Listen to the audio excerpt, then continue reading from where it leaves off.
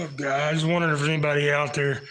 I just finished up getting my freezer cleaned out from the end of last season, and last two otter put up on the board drying. Thought I'd get on here and see if anybody was on to chat with for a little bit. Hey, internet veteran. Just finishing up here in the first. You got everything put up for the winter from last fall that I've been had in the freezer all summer. Just finished putting the last two otter up there behind me. Michael, how you doing, man? Just figured before I run in the house, see if any of you guys were on, chat a little bit.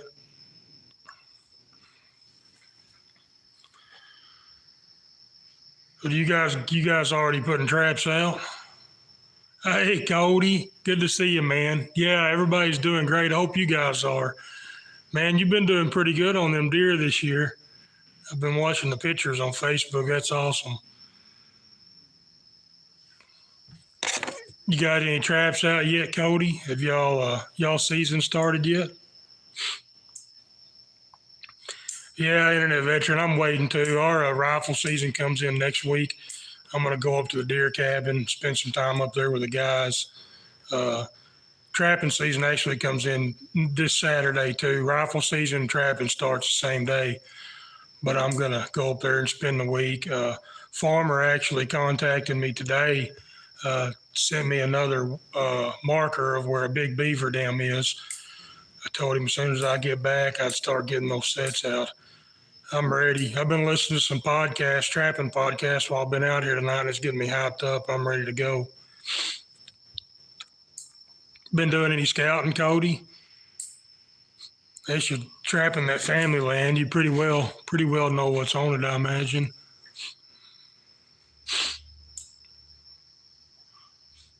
I tell you what, our weather, man, it's been 80 degrees here. I've been sweating all day. Almost turned the air conditioner in the house on again today. Hey, Daryl, you about to get caught up, or are you got stuff left from last season too, or are you guys already started this year? They're saying the weatherman. I watched the news earlier, and the weatherman say we're 80 degrees right now. He's saying next week we may have snow flurries and stuff here down in the 30s. That's gonna be a huge temperature drop. Maybe it'll be good for the deer hunting, and hopefully it'll stay cool for trapping. Man, last thing I want to do is be in them waders, 80-degree temperature, trying to get beaver sets put out all day. That doesn't sound fun at all. Much as I'm ready to get out and do it.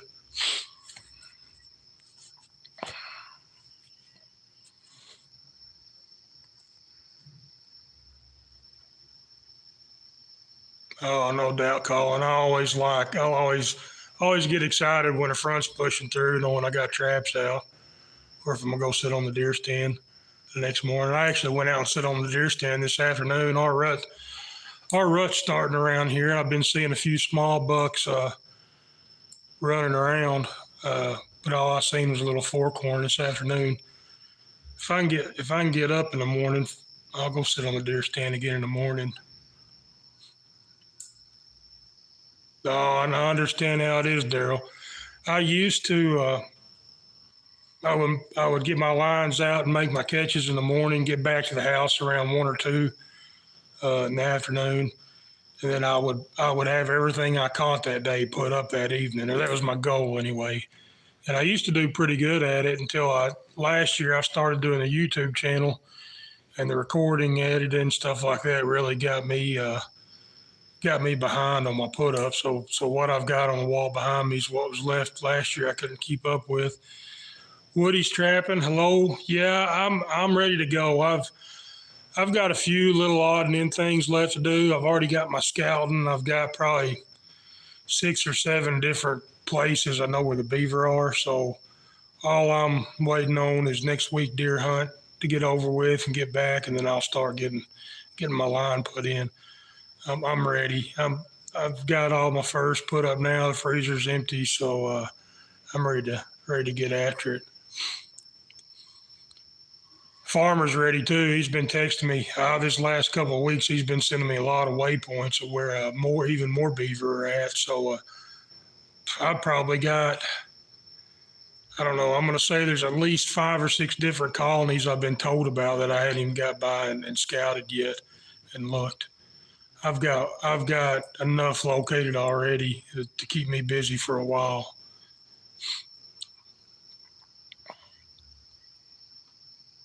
Has y'all's rut already started there, Cody? Or are y'all's bucks chasing the does? For you guys being north of us, y'all are probably already well into it if I was guessing. Colin, if I can stay on top of it, I try to just skin them, scrape them, put them up that day. But when I get behind and can't keep up with my fur put up, I'll just skin them, roll them up, put them in the freezer, and then they actually, if you've got time and can do that, they actually seem to scrape a lot better if you freeze them first and then pull them back out and scrape them. Just something about freezing that fat makes it firm up and come off that hide a little bit easier. So I do it both ways. What I put up right now has just been in the freezer all summer. Into last season, I just got wore out, and then it got hot, and I just never did get them put up. So wanted to get them done before season come in. Yeah, Woody, I don't know. We've got a good population of coon where I'm at, but I don't know that I'm definitely not gonna target any this year. Just I mean the prices are just horrible. Back a few years ago, I had a guy buying. I had a meat market for him, so I would target them then, just having a market for the meat. That helped out a bunch. But haven't heard from him, and unless he calls me, I won't be targeting coon except for just right here around the farm and around the house to help with the predators around here. Yeah, DNA that. I say I missed some chat, guys. Sorry. Michael Grant going good, man. Just got caught up tonight on my fur put up, so I feel a lot better now that that's done. DNA, I hadn't really seen any with their nose to the ground yet. That little forked horn I seen this afternoon, he was just by himself, easing through the woods, feeding. I grunted at him and he froze in place, stood there for about 10 minutes. So I imagine he's had some bucks, bigger bucks kind of pushing him around. So I really got a feeling it started here pretty good, but I haven't seen any nice bucks yet. Iowa Tripper, hey buddy, appreciate you dropping in. Yeah, everything's going well. I just got my freezer emptied from last season, everything put up, so I'm geared up and ready to go now.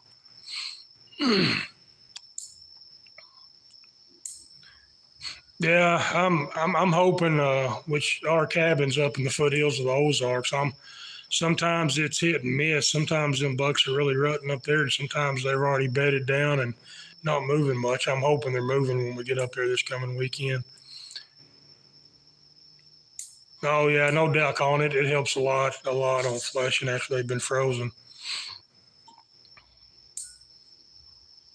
That's the way it is here, Woody. I mean, I went out there just in my t-shirt and my jeans this afternoon and was sitting. Time I got in the stand and up in the climber, it took me 10 or 15 minutes to quit sweating. And I got down, walked back to the house, went inside the house, and the house felt like an oven. I told the wife I just really tempted to turn the air conditioner on, but I kept myself from doing it.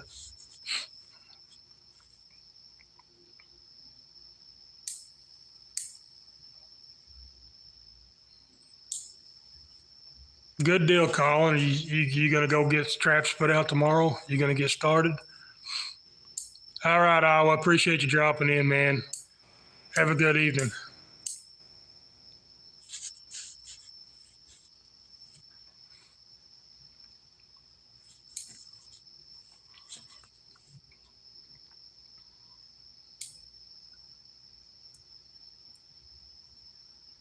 My otter cat. Hey, buddy.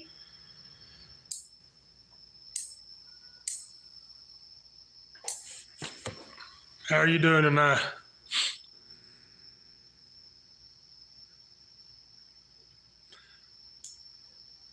Good deal, Colin. Yeah, I've always used snares when I had problem beef. Well, I haven't always, but last several 5 or 6 years, I've been using snares quite a bit. But it's always something just kind of have on the back burner, just if a specific spot calls for it, or better for a snare, or have a problem beaver or something like that, I've always used them. But I'm gonna try to use some snares more this year uh, than what I have in years past.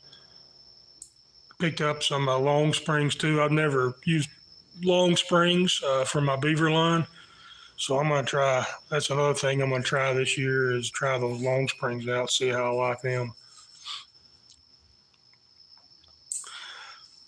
Michael Grant, man, I was out scouting back last week. Some of those last videos I put on YouTube, and I found a ton of predator tracks uh, down in the bottom of those ditches, those dry ditches and stuff. Normally have water in them. I was seeing probably more predator tracks than I've ever found before. It's pretty neat. I'm ready to got me excited wanting to put some traps out. Good deal, Ottercat. Yeah, I mean I've used them for coons. I've got a bunch of old 11s laying around, and I've always used them for coons and small critters. I've set them for mink and muskrat stuff like that, but I've never had bigger ones to set for coons. I picked a few up at the get-togethers over the summer, and I'm gonna give them a try. I tell you, I picked up some 850s too, man. I don't know if you guys have used those yet or seen them, but man, what a tank of a trap! I don't have any of them laying around here. I had to take, they're four coiled. I had to take two of the springs off of them just for me to even set them by hand. I'm kind of anxious to use those and see how they do.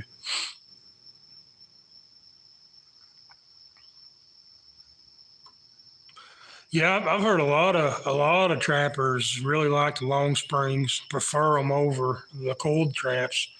Uh, I'm definitely going to give them a go this year. I'm kind of excited about using them. I got some of them set up just on uh, extension cable, like I do my footholds, 10-foot extension. I'm just going to do them the same way I do those coil springs. But the way the mud is around me, mud's horrible around here, and I'm hoping I'm hoping those long springs will kind of help me. Everybody says they're easier to bed in the mud, so that's kind of what I'm hoping.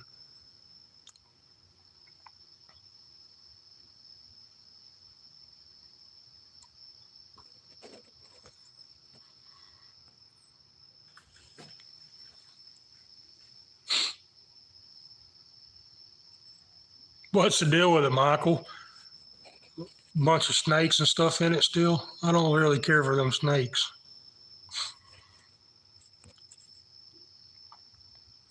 Raised Outdoors, hey buddy, I'm glad you stopped in. Man, hope everything goes well with your wife. I hope recovery's good. Hope it's nothing major. My wife's got some dental stuff coming up next week. I might have to actually come back from deer camp one day to take her to the dentist. We got a surgery we've got to do. But best of luck. Hope everything goes well and fast recovery, and you guys are back home. Thanks for stopping in, man.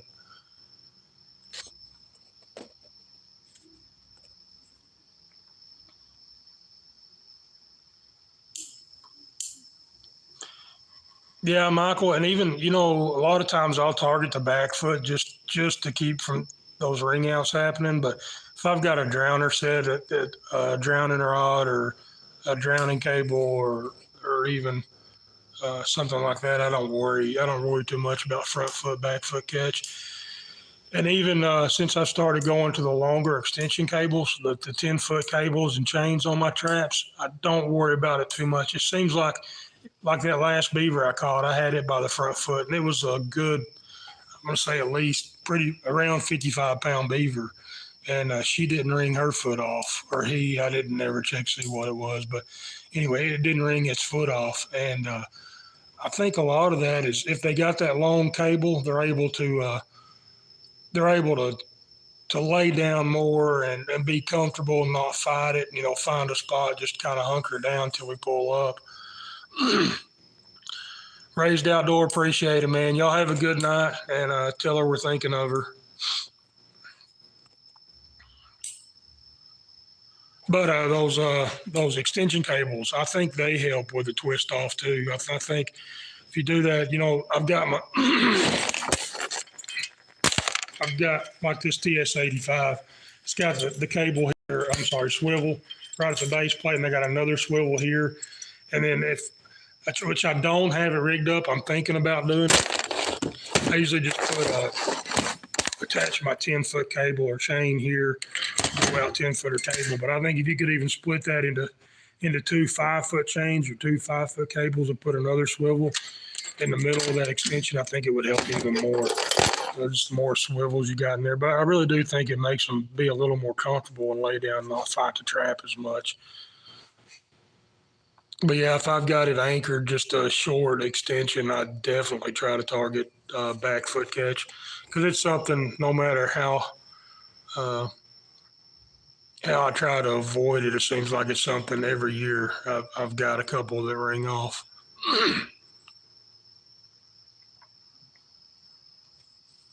I was telling, I don't know if I told the story on the live the other day or what, but back 2 or 3 years ago, I was trapping beaver out of a ditch, and I got all the way to the last beaver, and it was the big female. And I caught her front foot. She rung off, caught her. I think it was a dam break. I was trapping right at a dam. I don't remember what type of set it was.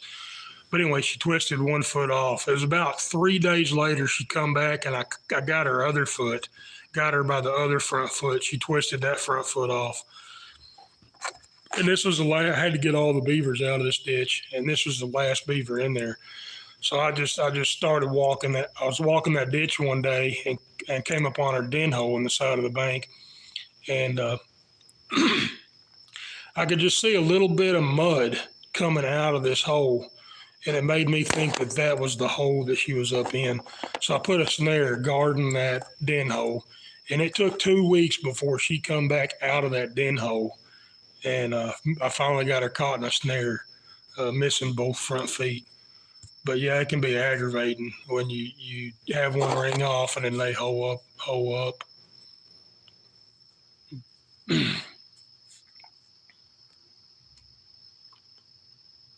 Hey, PA, hey, glad you could make it. I'm just finishing up, getting my last year's fur put up, getting the freezer cleaned out. Colin, I use Pogo. Let's see. I use Pogo anchors on all my traps, all my predator traps, beaver traps. Most of my water traps when I'm trapping, I won't use Pogos. I will in certain situations, but most of my water line, I'll anchor, just wrap the cable around a tree with a little clip, a spring clip, or a D-ring or something like that. I'll wrap it around a tree and anchor it to itself, or I'll anchor it to a rebar stake. There's nothing wrong with the Pogo anchors. It's just quicker. It's just quicker to have it set up, wrap it around a tree, anchor it. It's there, and I don't have to drive the Pogo in the dirt. So if I've got trees available or some way to anchor it, if the ground's not too soft for a rebar stake, I'll just shove a rebar stake in the ground. But almost all your trap supply stores will carry anchors and cable, just different kind of anchors.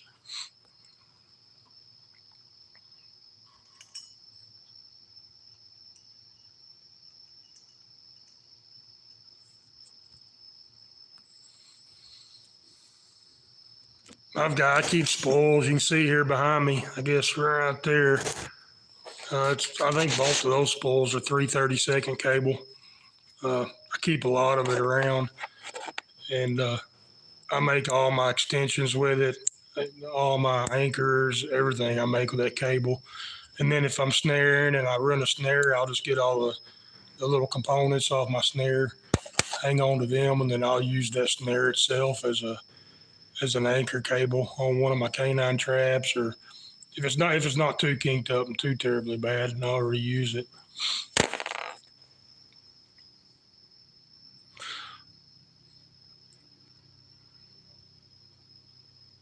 Guys, I'm gonna get off here too. I just finished up and thought I'd jump on here real quick, see if any of you guys are on, chat a little bit. I'm not much one on talking or keeping the conversation going. So, but anyway, I'm gonna get off here too, head to bed. Yeah, those 850, I hadn't used any yet, Michael, but the 850, they're like a tank. Unreal how well they're built. Dang, Cody, I knew he was a nice. You could tell he was a big deer. A 210-pound deer around here is huge. No, Otter Cat, I bought those from, I like them. I use them for my otters and my coyotes. They're actually from the guy makes them, Big Stretcher Company. I ordered a few a couple of years ago.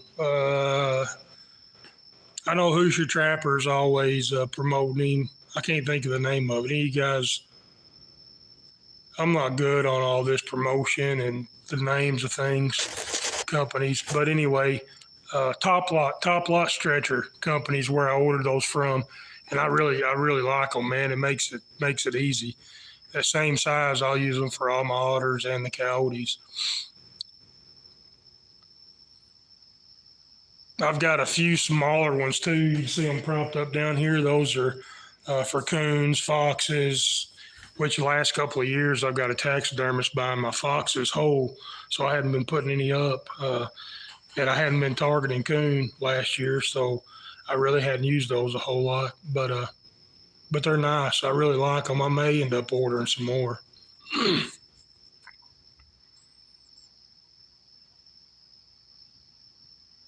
All right, guys. Everybody, thanks for stopping in. We'll try to do it. It's probably going to be a few weeks before I get going. May not do any more of these. I'll be done in the first shed until I start catching fur now.